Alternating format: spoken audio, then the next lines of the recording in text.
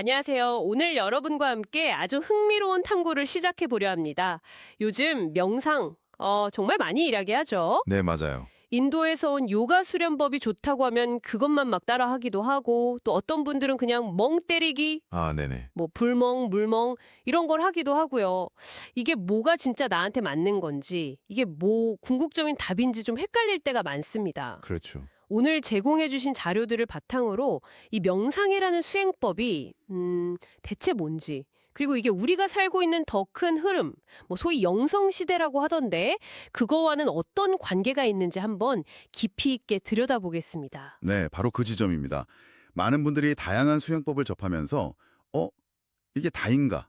하는 그런 질문을 던지게 되죠. 네. 오늘 살펴볼 자료들은 명상이 그냥 단순한 마음 챙김 기술, 이걸 넘어서서 인간의식의 성장이라는 좀 더 큰 그림 안에서 어떤 의미를 갖는지 상당히 독특한 관점을 제시합니다. 오, 특히 과거의 방식에서 현재 그리고 미래로 나아가는 어떤 인간의 역할 변화와 맞물려서 아주 흥미로운 통찰을 던져주고 있습니다. 좋습니다. 단순히 지식을 막 쌓는 걸 넘어서 진리를 탐구하고 또 과거의 힘에 의존하던 시대를 지나서 이제 지혜로 날아가는 여정, 뭐 이렇게 이야기할 수 있겠네요. 네, 맞습니다. 자, 그럼 이 흥미로운 내용 속으로 한번 같이 들어가 볼까요? 네, 먼저 자료에서는요, 현재 명상에 대한 접근법이 다소 좀 혼란스럽다, 이렇게 지적을 하더라고요. 네. 예를 들어서 인도에서 유래한 특정 명상법이나 요가가 효과가 좋다, 이렇게 알려지면 다른 다양한 방법들을 충분히 경험해 보지도 않고 이거다 하고 그것만이 유일한 길인 것처럼 여기는 경향이 있다는 거죠. 맞아요.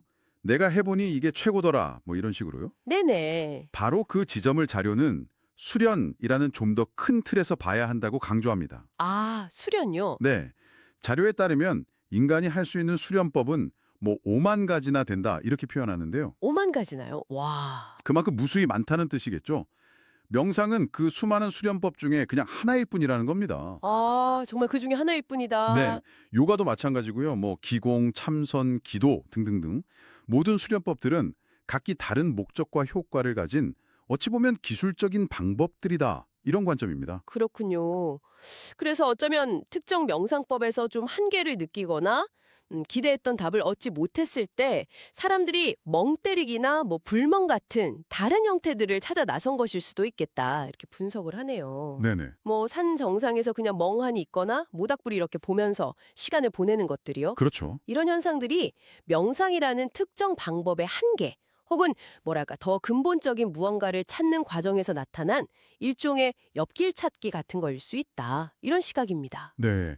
그런 현상들의 배경에는 어쩌면 우리가 다음 단계, 그러니까 지식 습득 단계를 넘어서야 할 어떤 시점에 와 있다는 신호일 수도 있습니다. 다음 단계요? 네. 자료에서는 바로 이 지점에서 지식만으로는 채워지지 않는 그 이상의 성장을 위한 진리의 필요성을 이야기합니다. 아, 진리. 지식을 쌓는 것은 물론 즐겁죠. 하지만 어느 수준, 자료에선 이걸 약 70% 완성이라고 비유하는데요. 70%요? 네, 그 정도에 도달하면 더 높은 차원의 에너지, 즉 진리가 공급되어야만 진정한 성장이 가능하다. 이런 진단이죠. 아하. 어쩌면 현재 우리가 겪는 어려움의 원인 중 하나가 이 진리를 제대로 공급받지 못해서 성장이 좀 정체되었기 때문일 수 있다. 이런 이야기입니다. 진리라는 개념이 등장하면서 이야기가 좀 더 깊어지는데요. 그리고 이 진리의 필요성과 맞물려서 영성시대라는 개념이 중요하게 부각됩니다. 영성시대요? 네, 지금은 특정 수행법 하나에만 매달릴 때가 아니라 명상을 포함해서 모든 종류의 수련과 인간 의식의 성장을 아우르는 더 넓은 차원, 즉 영성의 시대를 우리가 맞이했다는 것입니다. 아, 그러니까 명상도 그 안에 포함되는 거군요. 그렇죠. 과거의 수련법들이 뭐 틀렸다 이런 의미가 아니라 그것들을 더 큰 맥락 속에서 이해하고 이제는 넘어서야 할 때다라는 거죠. 그렇군요. 와, 근데 인간의 역할 자체가 변화하고 있다는 설명은 정말 흥미로운데요? 네, 과거에는 천지인, 그러니까 하늘 아래 땅이 있고 그 땅 위에 사람이 사는 구조. 그래서 인간이 자연의 기운을 받는 가장 아래 단계에 있었다면 네, 그렇었죠. 이제는 천인지의 시대로 바뀌고 있다. 인간의 위치가 하늘과 땅 사이, 중간으로 격상된다는 의미로 해석되네요. 네, 그 변화가 의미하는 바는 상당히 큽니다.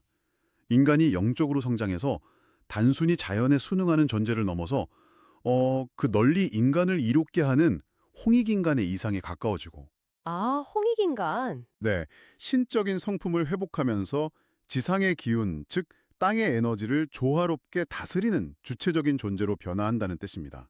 다스린다. 와. 네, 마치 자연이라는 거대한 오케스트라에서 이전에는 좀 수동적인 청중이었다면 이제는 뭐 지휘자와 함께 조화로운 연주를 만들어가는 역할로 나아간다. 이렇게 비유할 수 있겠습니다. 오, 비유가 아주 멋지네요. 물론 이를 위해서는 인간 스스로가 먼저 올바르게 성장해야 한다는 전제가 따릅니다. 그렇죠. 우리가 이렇게 성장하는 과정, 즉 자료에서 성장기라고 표현하는 시기에는 좀 특별한 힘을 사용했다고 하는데요. 바로 원력이라는 겁니다. 네, 원력. 요즘 시각으로 보면 조금 신비롭게 들릴 수도 있겠는데, 뭐 점을 치거나 미래를 예측하고 병을 고치는 등 평범한 능력을 넘어서는 힘들이 이 원력에서 비롯되었다. 이렇게 설명을 해요. 네, 뛰어난 재능이나 카리스마, 영향력 같은 것들의 어떤 근원적인 힘이라고 볼 수 있겠네요. 맞습니다. 이 원력에도 등급이 있어서 상, 중, 하로 나뉘었다고 합니다. 등급도 있었군요. 네, 특히 상의 원력은 사회를 이끄는 리더들, 예를 들어 큰 기업의 창업주나 아주 영향력 있는 종교 지도자 같은 분들이 주로 사용했다고 분석합니다. 아, 리더들이 쓰는 힘. 네, 이분들은 선관이라 불리는 존재, 뭐 비유하자면 하늘의 시스템 관리자, 아니면 영적인 후원자, 이런 존재와 연결되어서 조직을 세우고 이끌어가는 데 필요한 강력한 에너지를 공급받았다는 겁니다. 선관이요. 처음 들어보는데요. 네, 일반 사람들은 이런 상의 원력을 직접 다루기가 좀 어렵기 때문에 자연스럽게 이 힘을 가진 리더에게 모여들어서 조직을 형성하게 되었다는 거죠. 그렇군요. 그 힘을 바탕으로 해서 1세대는 아무것도 없는 상태에서 방향을 설정하고 길을 만드는 역할, 즉 진로 개척을 했고, 네, 개척. 2세대는 그 기반 위에서 조직을 크게 확장시키는 팽창의 역할을 담당했다고 합니다. 네, 확장. 마치 창업자가 회사를 세우고 다음 세대가 그 회사를 막 글로벌 기업으로 키우는 것처럼요. 정확합니다. 자료에서는 대한민국 사회의 기업이나 종교단체 같은 조직들의 성장이 바로 이 원력 기반 성장의 아주 전형적인 예시였다고 분석하기도 합니다. 아, 우리나라가요? 네, 보이지 않는 힘이 조직 형성과 성장에 결정적인 역할을 했다는 이야기죠. 와, 신기하네요. 네, 자료에 따르면 그 시대에는 그런 선관 시스템, 그러니까 하늘에 보이지 않는 지원 없이는 개인이 큰 조직을 만들고 유지하는 것 자체가 거의 불가능했다고 합니다. 와, 그 정도였군요. 네, 그만큼 강력한 동력이었던 셈인데 여기서 중요한 전환점이 발생합니다. 어떤 전환점인가요? 조직들이 충분히 성장하고 이제 좀 성숙 단계에 이르자 지난 한 15년에서 20년 사이 그 사이에 그 선관들이 지원하던 원력을 거두어 가기 시작했다고 합니다. 오, 거두어가요? 왜요? 마치 빌려주었던 자원을 회수하는 것처럼요. 이 때문에 과거에 강력한 원력에 의존해서 조직을 이끌던 리더들 중 일부는 갑자기 힘을 잃거나 건강이 악화되거나 심지어 세상을 떠나는 등 어려움을 겪게 되었다는 분석이 나옵니다. 헉. 자료의 한 사례를 보면 정말 강력한 카리스마로 회사를 이끌던 한 CEO가 갑자기 건강 문제로 경영 일선에서 물러나게 된 이야기가 나오는데 이걸 원력이 회수된 상징적인 사건으로 해석하기도 했다는군요. 아, 마치 신화 속 영웅들의 시대가 끝나고 이제 인간 스스로의 힘으로 살아가야 하는 시대가 도래했다는 뭐 그런 선언처럼 들리네요. 바로 그 지점입니다. 원력이라는 외부적이고 강력한 힘에 의존하던 시대가 마무리되고 이제는 지혜, 지혜가 필요한 시대가 도래했다는 것이 이 자료들의 핵심적인 메시지입니다. 지혜의 시대. 네, 원력으로 성장한 조직과 그 구성원들이 이제는 서로 융합하고 협력하면서 각자의 내면에서 지혜를 열어서 사회를 조화롭게 운용해야 한다는 것입니다. 운용이요? 네, 이것이 바로 3세대의 역할이라고 강조합니다. 1세대가 길을 열고 개척, 2세대가 확장했다면 팽창, 3세대는 지혜로서 그것을 안정적으로 운용하고 운용해야 한다는 거죠. 아, 개척, 팽창, 그리고 운용. 단계가 있군요. 네, 그런데 그 지혜라는 것이 그냥 가만히 있는다고 얻어지는 게 아니라는 점이 중요하겠군요. 맞습니다. 과거의 원력은 어떤 면에서는 좀 주어지는 힘에 가까웠다면 지혜는 스스로 노력해서 얻어야 하는 것이다. 이런 말씀이시죠? 정확히 그렇습니다. 지혜는 과거의 힘, 즉 원력을 넘어서고 그것을 다스릴 수 있는 더 높은 차원의 능력이지만 가만히 있는다고 저절로 생겨나는 것이 아닙니다. 그럼 어떻게 해야? 자연의 이치를 깊이 공부하고 깨달아야만 비로소 열린다고 자료는 강조합니다. 자연의 이치요? 네, 여기서 자연의 이치란 단순히 물리 법칙이나 생태계만을 의미하는 것이 아니고요. 아, 그런 것만이 아니군요. 자료에 따르면 인간관계의 상호작용 원리, 성장의 단계별 법칙, 에너지의 흐름과 순환처럼 세상을 움직이는 보다 근본적인 원리들을 이해하는 것을 뜻합니다. 와, 굉장히 포괄적이네요. 네. 힘으로 막 밀어붙이는 것이 아니라 이 보이지 않는 질서와 흐름을 읽고 그에 맞게 조화롭게 행동하는 것. 그것이 바로 지혜라는 거죠.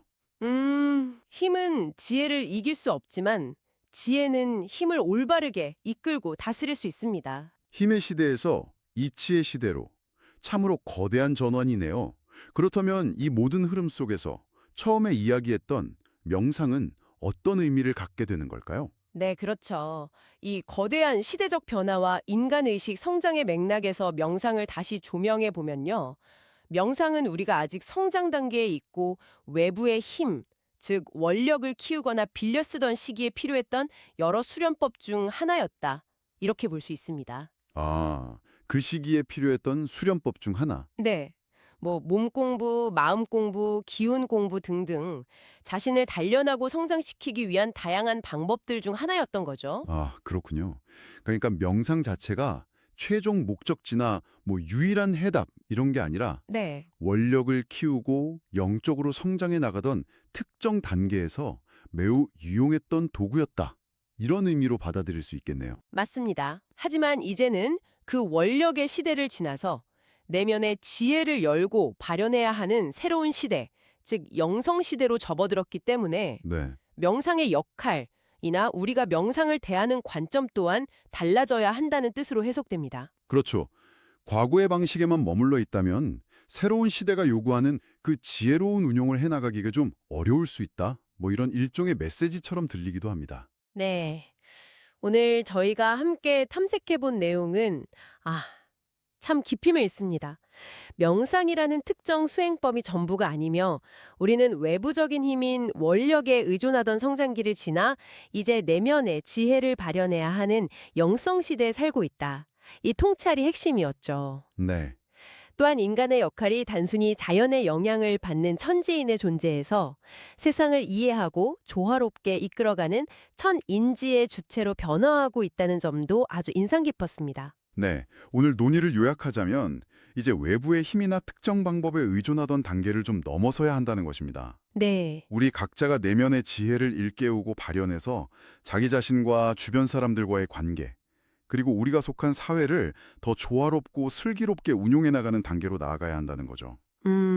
그리고 그 핵심 열쇠가 되는 지혜는 다른 무엇도 아닌 자연의 이치에 대한 깊은 이해와 공부에서 비롯된다는 점, 이걸 기억하는 것이 중요하겠습니다. 그렇다면 마지막으로 이런 질문을 던져보면서 마무리하고 싶습니다. 이 새로운 시대를 살아가기 위한 당신만의 지혜를 열기 위해서 오늘 당신의 일상 속에서 한번 탐구해 볼 만한 자연의 이치는 무엇일까요? 네, 좋은 질문이네요. 거창할 필요는 없을 것 같아요.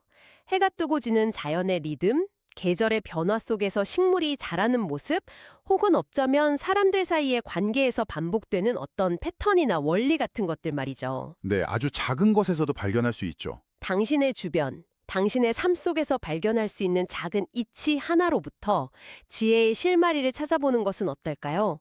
이것이 오늘 저희가 당신에게 드리는 함께 고민해 볼 생각거리입니다.